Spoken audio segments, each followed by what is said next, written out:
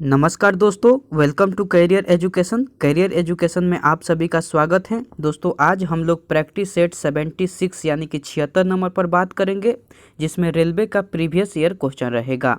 हाँ दोस्तों, आप बिल्कुल सही सुने, रेलवे का प्रीवियस ईयर क्वेश्चन रहेगा। दोस्तों इस चैनल पर टोटली प्रीवियस ईयर क्वेश्चन ही कराया जाता है। आप कोई भी एग्जाम्स का तैयारी कर रहे हो, उस एग्जाम्स के प्रीवियस ईयर क्वेश्चन इस चैनल पर कराया जाता है। तो अगर आपको प्रीवियस ईयर क्वेश्चन का तैयारी करना है तो आप इस चैनल को सब्सक्राइब कर करके इस चैनल से जुड़िए और आप मेरे साथ प्रीवियस ईयर क्वेश्चन का तैयारी कीजिए। ओके दोस्तों, चलिए बिना देरी किए हुए क्वेश्चन देख लेते हैं। 1 नंबर क्वेश्चन कह रहा है कि निम्नलिखित में से किस प्रकार के प्रजनन में पूर्ण वयस्क छोटे जीव अपने जनक शरीर से अलग हो जाते हैं और एक नया स्वतंत्र जीव बनाते हैं। तो मुकुलन प्रकार के प्रजनन में, किस प्रकार के प्रजनन में दोस्तों? मुकुलन प्रकार के प्रजनन में बनाते हैं। ऑप्शन डी जो है वो आपका बिल्कुल सही उत्तर हो जाएगा। दोस्तों यह क्वेश्चन कितना इम्पोर्टेंट है आपको यहाँ से पता चल जा रहा होगा।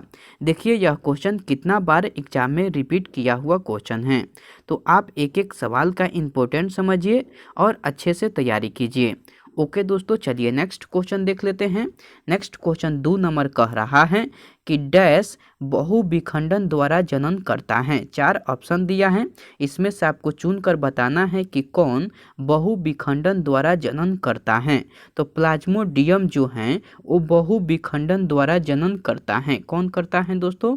प्लाज्मोडियम जो है वो बहुविखंडन द्वारा जनन करता है। ऑप्शन बी जो है वो आपका बिल्कुल सही उत्तर हो जाएगा। ओके दोस्तों, चलिए नेक्स्ट क्वेश्चन देख लेते हैं। नेक्स्ट क्वेश्चन 3 नंबर कह रहा है कि लाइकेन प्लांट डैश डिवीजन से संबंधित है। लाइकेन प्लांट जो है वो किस डिवीजन से संबंधित है दोस्तों? तो थैलोफाइटा डिवीजन से संबंधित है। लाइकेन प्लांट जो है वो थैलोफाइटा डिवीजन से संबंधित है। ऑप्शन बी जो है वो आपका बिल्कुल सही उत्तर हो जाएगा। ओके दोस्तों, चलिए नेक्स्ट क्वेश्चन देख लेते हैं। दोस्तों अगर आपको इसका पीडीएफ चाहिए तो टेलीग्राम पर जाइए, वहाँ करियर एजुकेशन सर्च कर करके उस ग्रुप में ऐड हो जाइए, वहाँ से आपको इसका पीडीएफ मिल जाएगा, या मैं डिस्क्रिप्शन बॉक्स में भी लिंक दे दूँगा, वहाँ से भी आपको इसका पीडीएफ मिल जाएगा। ओके दोस्तों, चलिए नेक्स्ट क्वेश्चन देख लेते हैं। नेक्स्ट क्वेश्चन 4 नंबर कह रहा है कि पादपों के किस समूह के अंतर्गत सबसे साधारण केंद्रित संरचना वाले पादप आते हैं? तो थैलोफाइटा समूह के अंतर्गत आते हैं। किस समूह के अंतर्गत आते हैं दोस्तों? थैलोफाइटा समूह के अंतर्गत आते हैं। ऑप्शन बी जो है वो आपका बिल्कुल सही उत्तर हो जाएगा। ओके दोस्तों, चलिए नेक्स्ट क्वेश्चन देख लेते हैं। नेक्स्ट क्वेश्चन 5 नंबर कह रहा है कि ब्रेड बनाने में इस्तेमाल किए जाने वाला खमीर जो है वो किण्वन के लिए उत्प्रेरक के रूप में कार्य करता है। किण्वन के लिए उत्प्रेरक के रूप में कार्य करता है। ऑप्शन ए जो है वो आपका बिल्कुल सही उत्तर हो जाएगा। दोस्तों मैं यह क्वेश्चन फिर से रिपीट कर दे रहा हूँ। क्वेश्चन कह रहा है कि ब्रेड बनाने में इस्तेमाल किए जाने वाला खमीर जो है वो किण्वन के लिए उत्प्रेरक के रूप में कार्य करता है। ऑप्शन ए जो है वो आपका बिल्कुल सही उत्तर हो जाएगा। ओके दोस्तों, चलिए नेक्स्ट क्वेश्चन देख लेते हैं।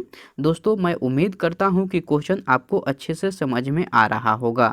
दोस्तों अगर आपको अच्छे से वीडियो पसंद आ रही है, अच्छे से सारे क्वेश्चन समझ पा रहे हैं, तो आप इस वीडियो को लाइक कर दीजिए और कमेंट करके बताइए कि वीडियो आपको कैसे लगी। दोस्तों अगर आपको प्रीवियस ईयर क्वेश्चन के बारे में जानकारी नहीं है तो मैं आपको बता दूं कि प्रीवियस ईयर क्वेश्चन से सेम टू सेम सवाल रिपीट करता है।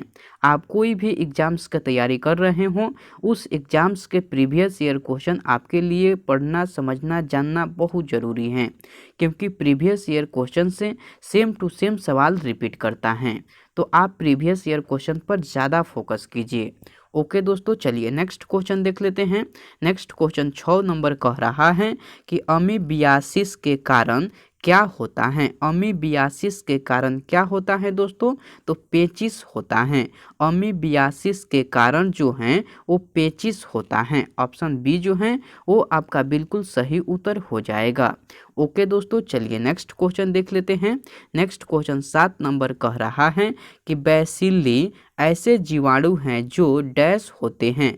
बैसिली ऐसे जीवाणु हैं जो क्या होते हैं दोस्तों, तो जो छड़नुमा होते हैं। बैसिली ऐसे जीवाणु हैं जो छड़नुमा होते हैं।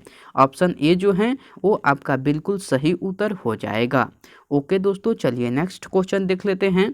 नेक्स्ट क्वेश्चन 8 नंबर कह रहा है कि यदि किसी जीवाणु में केवल एक सिरे पर फ्लैजेला होता है तो इसे क्या कहा जाता है, तो इसे मोनोट्राइकस कहा जाता है। क्या कहा जाता है दोस्तों, मोनोट्राइकस कहा जाता है। ऑप्शन बी जो है वो आपका बिल्कुल सही उत्तर हो जाएगा। मैं क्वेश्चन फिर से रिपीट कर दे रहा हूँ।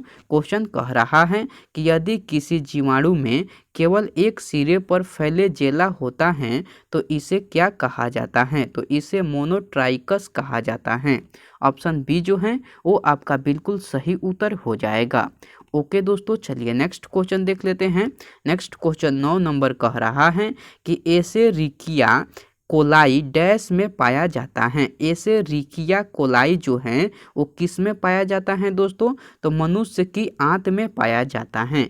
एसेरिकिया कोलाई जो है वो मनुष्य की आंत में पाया जाता है। ऑप्शन ए जो है वो आपका बिल्कुल सही उत्तर हो जाएगा। ओके दोस्तों, चलिए नेक्स्ट क्वेश्चन देख लेते हैं। नेक्स्ट क्वेश्चन 10 नंबर कह रहा है कि निम्नलिखित में से कौन मोनेरा समूह से संबंधित नहीं है। जो आपको मोनेरा समूह से संबंधित नहीं है वो आपको चुनकर बताना है। तो डायटम जो है वो मोनेरा समूह से संबंधित नहीं है। आपको ऑप्शन बी जो है वो आपका बिल्कुल सही उत्तर हो जाएगा। मैं क्वेश्चन फिर से रिपीट कर दे रहा हूँ। क्वेश्चन कह रहा है कि निम्नलिखित में से कौन मोनेरा समूह से संबंधित नहीं है। जो मोनेरा समूह से संबंधित नहीं है वो आपको चुनकर बताना है। तो डायटम जो है वो मोनेरा समूह से संबंधित नहीं है। ऑप्शन बी जो है वो आपका बिल्कुल सही उत्तर हो जाएगा। ओके दोस्तों, चलिए नेक्स्ट क्वेश्चन देख लेते हैं। नेक्स्ट क्वेश्चन 11 नंबर कह रहा है कि निम्नलिखित में से कौन सा बहुविखंडन प्रदर्शित करता है। 4 ऑप्शन दिया है, इसमें से आपको चुनकर बताना है कि कौन सा बहुविखंडन प्रदर्शित करता है। तो प्लाज्मोडियम जो है वो बहुविखंडन प्रदर्शित करता है। कौन करता है दोस्तों, प्लाज्मोडियम जो है वो बहुविखंडन प्रदर्शित करता है। ऑप्शन सी जो है वो आपका बिल्कुल सही उत्तर हो जाएगा। ओके दोस्तों, चलिए नेक्स्ट क्वेश्चन देख लेते हैं।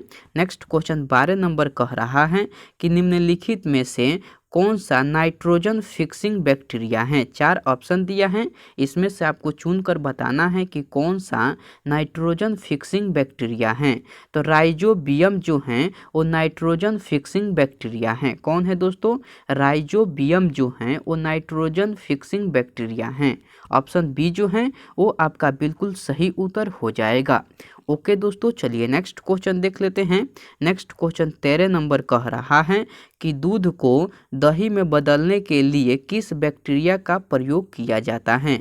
दूध को दही में बदलने के लिए किस बैक्टीरिया का प्रयोग किया जाता है दोस्तों, तो लैक्टोबैसिलस बैक्टीरिया का प्रयोग किया जाता है। किस बैक्टीरिया का प्रयोग किया जाता है, तो लैक्टोबैसिलस बैक्टीरिया का प्रयोग किया जाता है।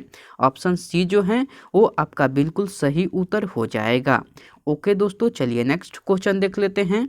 नेक्स्ट क्वेश्चन 14 नंबर कह रहा है कि निम्नलिखित में से किस समूह में बैक्टीरिया जैसे प्रोकैरियोटिक कोशिका तंत्र वाले एक कोशिकीय जीव समाविष्ट हैं। मैं क्वेश्चन फिर से रिपीट कर दे रहा हूं।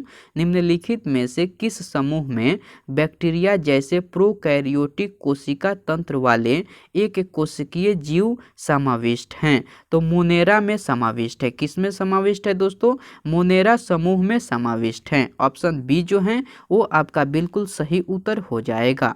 ओके दोस्तों, चलिए नेक्स्ट क्वेश्चन देख लेते हैं। ओके दोस्तों, चलिए नेक्स्ट क्वेश्चन देख लेते हैं। नेक्स्ट क्वेश्चन 15 नंबर कह रहा है कि पहला प्रकाश संश्लेषी ऑक्सीजन उत्पन्न करने वाला जीव पृथ्वी पर प्रकट हुआ था? तो साइनोबैक्टीरिया जीव पृथ्वी पर प्रकट हुआ था। कौन सा जीव पृथ्वी पर प्रकट हुआ था दोस्तों? साइनोबैक्टीरिया जीव पृथ्वी पर प्रकट हुआ था। ऑप्शन ए जो है वो आपका बिल्कुल सही उत्तर हो जाएगा। ओके दोस्तों, चलिए नेक्स्ट क्वेश्चन देख लेते हैं। नेक्स्ट क्वेश्चन 16 नंबर कह रहा है कि लैंगिक प्रजनन के दौरान जब दो अलग अलग जीवाणु कोशिकाएं संयोजित होती हैं तो वे डैश का निर्माण करती हैं। तो वे किसका निर्माण करती हैं दोस्तों?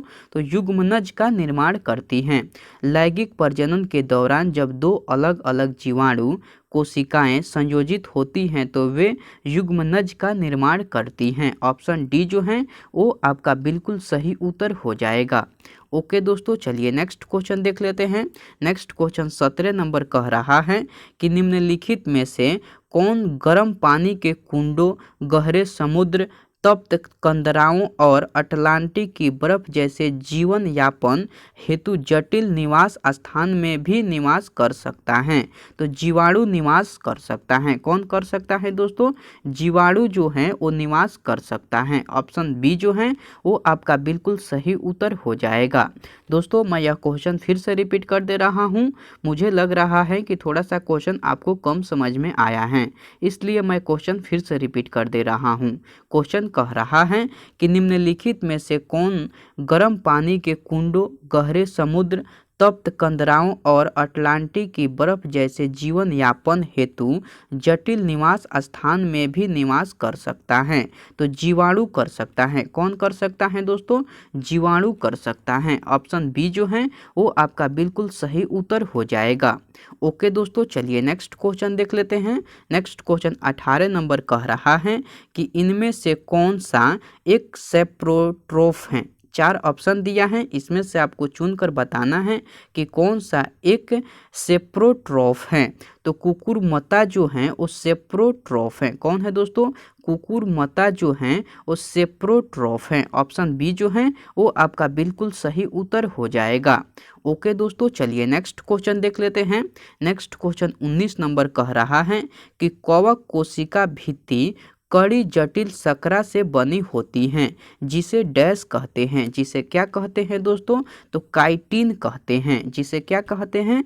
काइटिन कहते हैं। ऑप्शन ए जो है वो आपका बिल्कुल सही उत्तर हो जाएगा। मैं क्वेश्चन फिर से रिपीट कर दे रहा हूँ। क्वेश्चन कह रहा है कि कवक कोशिका भित्ति कड़ी जटिल शकरा से बनी होती हैं जिसे डैश कहते हैं? जिसे क्या कहते हैं दोस्तों? काइटिन कहते हैं। ऑप्शन ए जो है वो आपका बिल्कुल सही उत्तर हो जाएगा। दोस्तों, नेक्स्ट क्वेश्चन देख लेते हैं। नेक्स्ट क्वेश्चन 20 नंबर कह रहा है कि मशरूम एक डैश है। मशरूम एक डैश है। मशरूम क्या है दोस्तों? तो एक कवक है। मशरूम एक कवक है। ऑप्शन बी जो है वो आपका बिल्कुल सही उत्तर हो जाएगा। दोस्तों, इतना क्वेश्चन मैं लेकर आया हुआ था। उम्मीद करता हूँ कि सारा क्वेश्चन आपको याद हो गया होगा। दोस्तों, अगर आपको सारा क्वेश्चन याद नहीं हुआ है तो आप इस वीडियो को फिर से देखिए। आपके लिए एक एक सवाल इम्पोर्टेंट है। मैं वही क्वेश्चन लेकर आया हुआ था जो आपके लिए अति आवश्यक प्रश्न हैं। तो आप एक एक सवाल का इम्पोर्टेंट समझिए और अच्छे से तैयारी कीजिए। दोस्तों, आपको प्रीवियस ईयर क्वेश्चन से 100% सवाल देखने को मिलेगा। आप अगर कोई भी एग्ज़ाम्स का तैयारी कर रहे हों, उस एग्ज़ाम्स के प्रीवियस ईयर क्वेश्चन आपके लिए बहुत ज़रूरी है पढ़ना, क्योंकि प्रीवियस ईयर क्वेश्चन से सेम टू सेम सवाल रिपीट करता है। तो आपको इस वीडियो से 100% आपके शिफ्ट में एग्ज़ाम में सवाल देखने को मिलेगा। तो आप पूरा वीडियो को फिर से देखिए अगर आपको सारा क्वेश्चन याद नहीं हुआ है तो।